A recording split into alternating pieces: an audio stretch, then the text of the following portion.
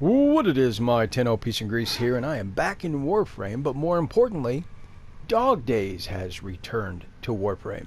So let's take a look at it and see if there's anything in this event that you may be interested in. Now I'm going to show you all of these rewards, but let's talk about them first.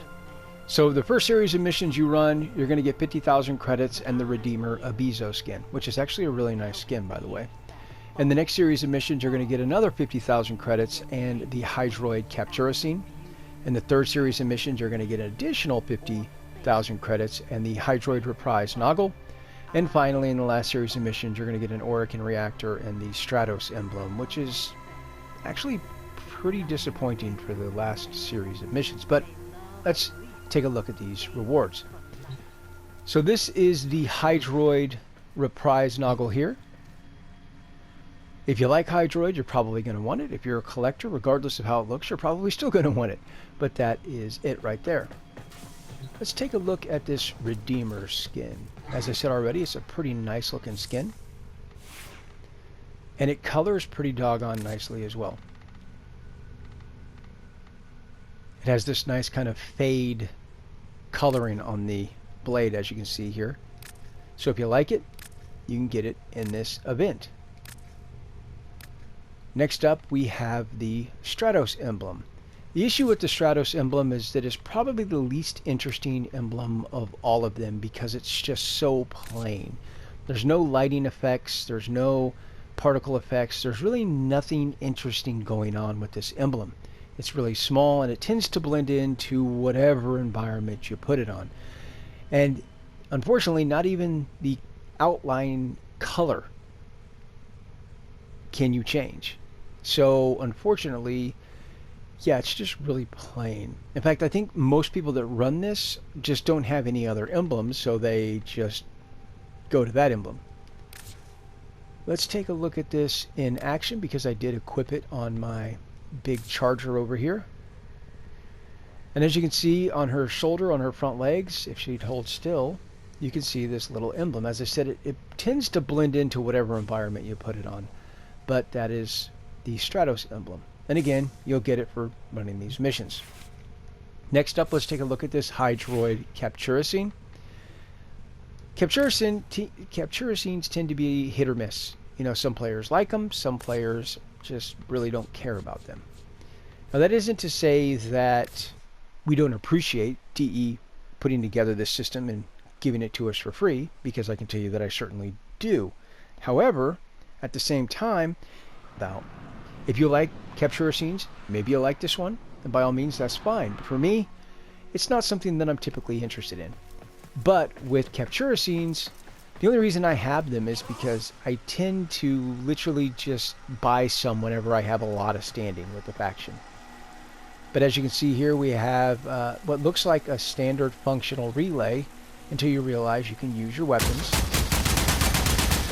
as well as your abilities. So that is the Hydroid Capturicine. Again, I'm not one for Capturicines. I've seen a lot of people do some cool stuff with them, and if you're one of those people, hey, you may want this Capturicine because you can get it right now for free. As I said for myself, yeah, it's a pass. It's just not my bag. Now that's not the end of the rewards, because as you run these events, you're going to be getting something called a Nikak Pearl. And you save up a bunch of these, and then you go to Cetus on Earth. As soon as you spawn in, just open your menu and select Beach Toys. And she's going to have a list of items you can purchase with your pearls. For example, the inner tube ephemera you see around Gara's waist here, you can pick that up for 1 Nikak Pearl. But beware, it is temporary only. Once Dog Days is gone, this is gone.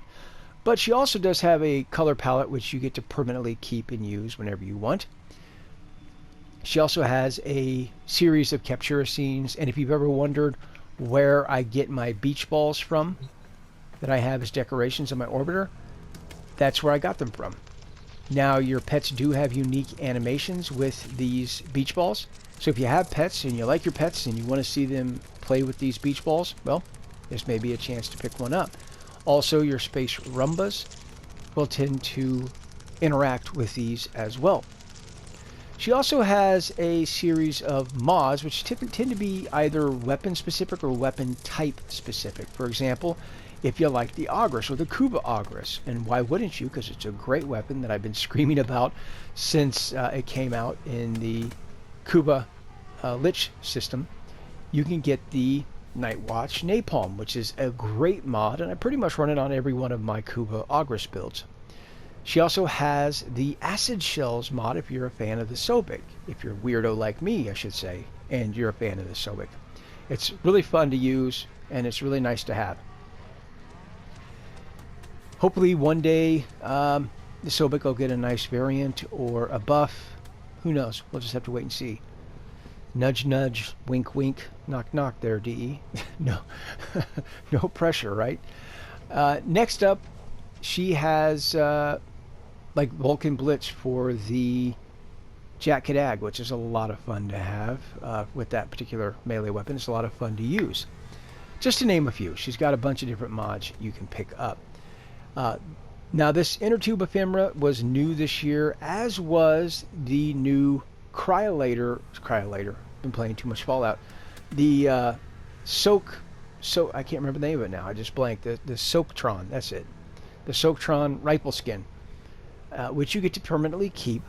But be warned, in my opinion, it's most certainly overpriced at almost 500 Nikak pearls.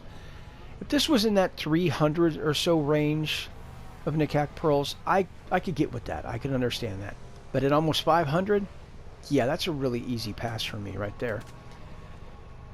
So that's pretty much the Dog Days event in a nutshell. Again, if you're an old player and you've played Dog Days before, there's not a whole lot here for us. If you're a new player, plenty of great rewards. Get out there, start doing it. It's basically just a water gun fight, and it really is just that simple. But I think all of this really kind of leads to a bigger question, and that is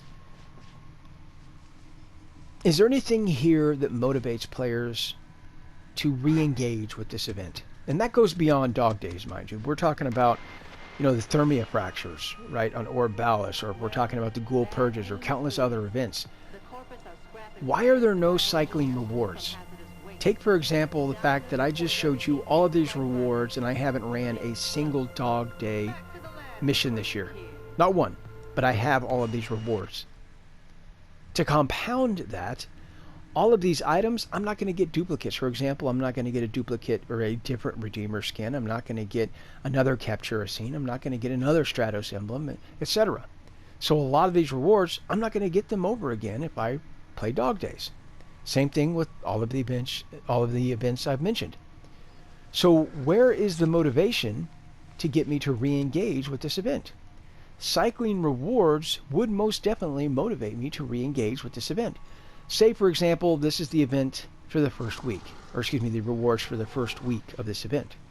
Next week it changes up. Maybe in the first slot there's regular Forma. The next slot maybe there's a Sobek skin. The next slot maybe there's, a new Syndana. In the last slot an Umbral Forma or a Catalyst. The next week after that it switches to something else, and so on.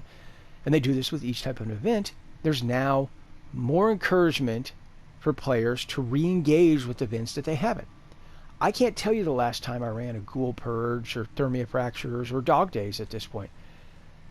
There's just really no reason for players like myself that have done this to re-engage with this event.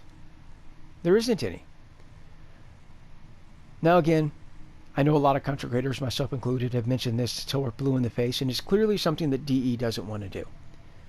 I think that it would behoove them, but you can only shout so long into the void before you give up and say, okay, fine, you win. It's your game. It's your studio.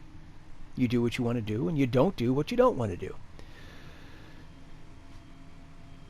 I think, though, if BioWare... I've been playing too much Mass Effect Legendary Edition, not BioWare.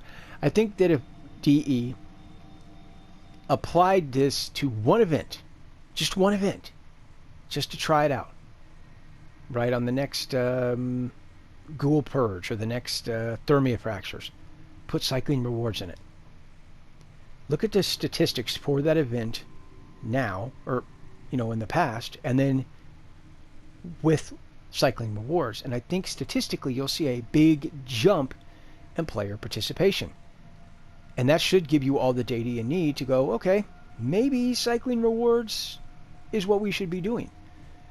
This is how a lot of developers do their events. They have cycling rewards like this. But again, that's just my 2 cents. I love the guys and gals at DE. I love Warframe. I appreciate all their hard work. I know this isn't easy to maintain these types of events. It's not as simple as saying, well, we need Dog Days this year. Boop, button, engaged. And Dog Day just releases, on all platforms. There's maintenance. There are things that have to be done with an event before it can be re-released into, all of the various platforms. I'm aware of that, and I appreciate the fact that DE does do all that work, particularly in this time where we're still very restricted on what we can do. But I definitely think cycling rewards would boost player participation. But enough about that, I digress. Let me know what you guys and gals think about Dog Days you're going to be playing this year. And until next time, peace out.